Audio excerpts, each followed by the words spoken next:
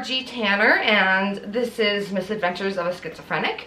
And today is a special day because I have my mom here with us. And so we're going to be recording a few videos, and today's video is about child onset schizophrenia, which I went through. But just a little background. 1 in 40,000 children is diagnosed with child onset schizophrenia, or COS. But a lot of these kids grow out of it, and the kids that do truly have schizophrenia are often misdiagnosed with something a little bit more mild, such as anxiety or mania, and things that doctors think that the kids will grow out of. Hold on one second. My dog decided to just start chomping on something. So wouldn't you say that when I started showing symptoms, it was misdiagnosed as something different? When you were younger, we didn't know what we were dealing with. And you were our first child. And we oftentimes kind of wondered, is this type of behavior normal? And some of that behavior was extreme anxieties. You really didn't want anybody to hold you, and you had intense anxiety way past elementary school that was crippling. Some of the other things that you had were you were unable to sleep. You never ever slept. You always said you heard things. And at one point we introduced you to, what was that show, Sixth Sense? The Sixth Sense. Sixth Sense. And it was kind of interesting because when you saw it, it's like you could say, I hear dead people talking to me. You kind of knew how to verbalize that your voices were dead people. Of course, that was disillusionment that we dealt with for many, many years. I dealt with that well into my 20s.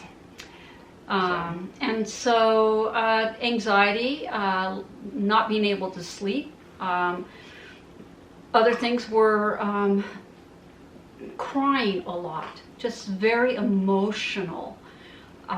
There was one event where you cried and laughed at the same time. You were so torn on what to feel. And deep down inside, we knew things were not right. And we asked our pediatrician, we asked the school counselors, and nobody's going to throw out the word psychotic at this young age. But they should have. But they should have. I don't know. I mean, that's a big label to put on somebody, especially if you don't know how it's going to develop. Also, let me apologize. Dobby's eating. Apparently, Dobby has to be eating whenever I'm shooting a video here. So, if you're hearing the chomp chomp. Anyway, you know, we knew things weren't right, and we tried to give you all the help that we could. And I think the professionals around us did too, but I think a lot more research needs to be done on mental illness. And how it affects children in particular. Right, and you know, mapping of the brain, and of course we do a lot of chemical treatment, and some of that is great.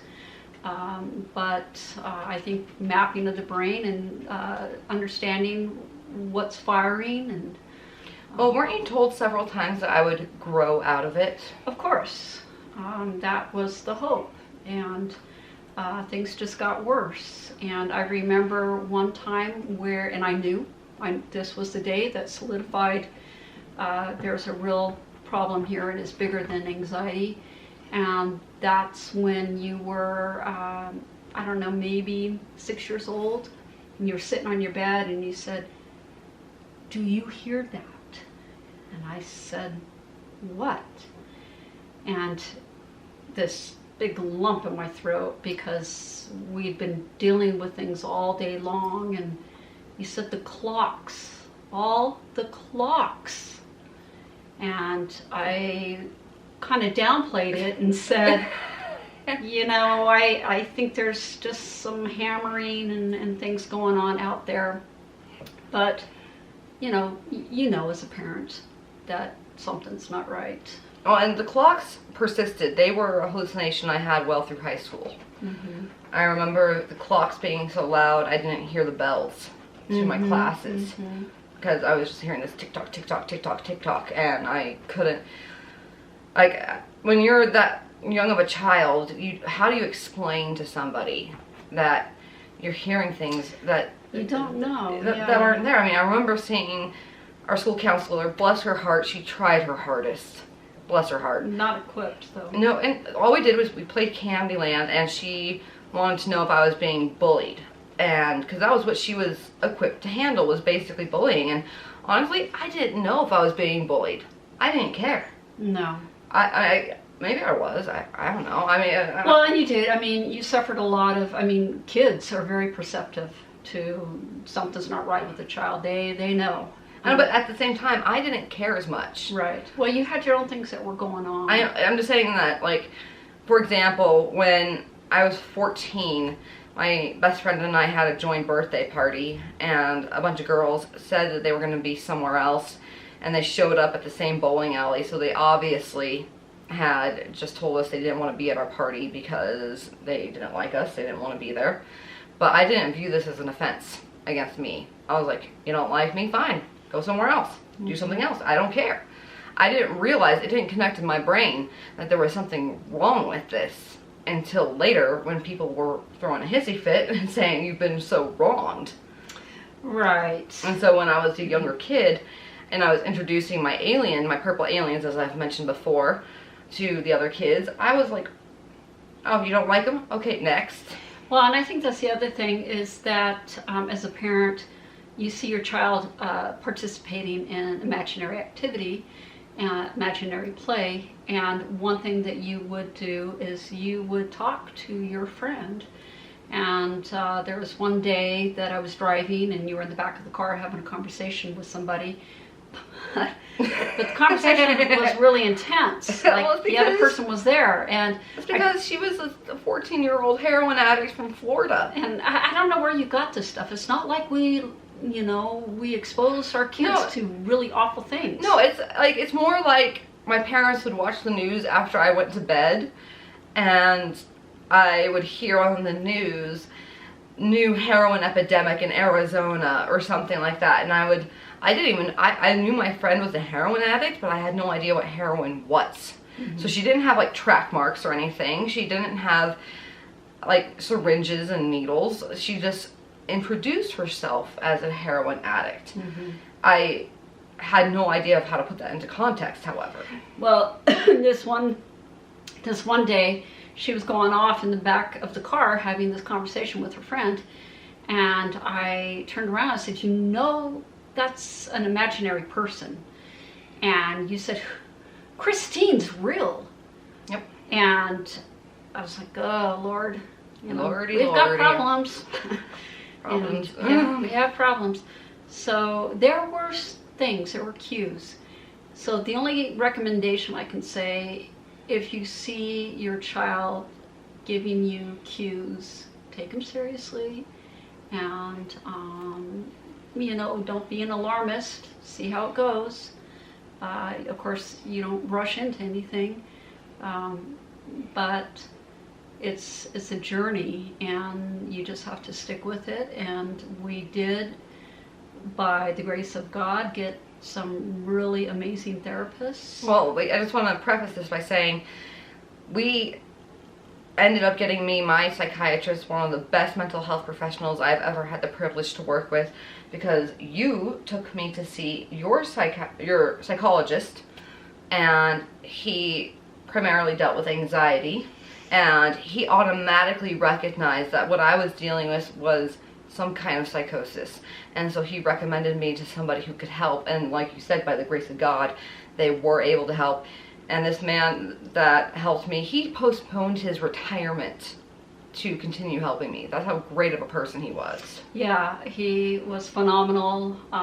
Worked through Primary Children's Hospital, here in Utah, and he just knew. And one thing that was always great, he set up a foundation with you. And you had some, later in the years, she had what's called fugue states.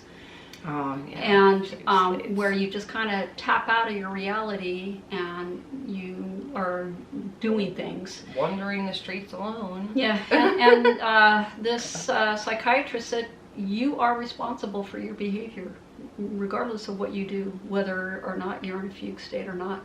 You are responsible for your behavior. And I grew out of the fugue states, though. You grew out of the fugue states. I mean, we had a lot of intense challenges, and it was through a lot of support and working our butts off, because things could have gone a very different way. They could have gone very different. They could have gone a serious different way. Now, when you were younger, we did encounter somebody through NAMI who was your age, and she was serious schizophrenic. And my guess is that she probably ended up going into the state hospital. It was too much for her parents to handle. She was far sicker in her disease. So, you know, I feel very bad about that, but there are degrees of this disease, I suppose, with everything, anxiety, bipolar. Yeah, no, through everything. Through everything. But that's about all we have time for today, and then we'll probably get a little bit more into my teenage years next time. But I just want to say thank you for being here. Sure. And, you know, just collaborating. This is really great. And so if you want to read more about what I go through on a day-to-day level, please visit misadventuresofaschizophrenicwordpress.com. If you are having an issue that cannot wait, if you need help immediately and are in a crisis, please call this number. This is the NAMI crisis number.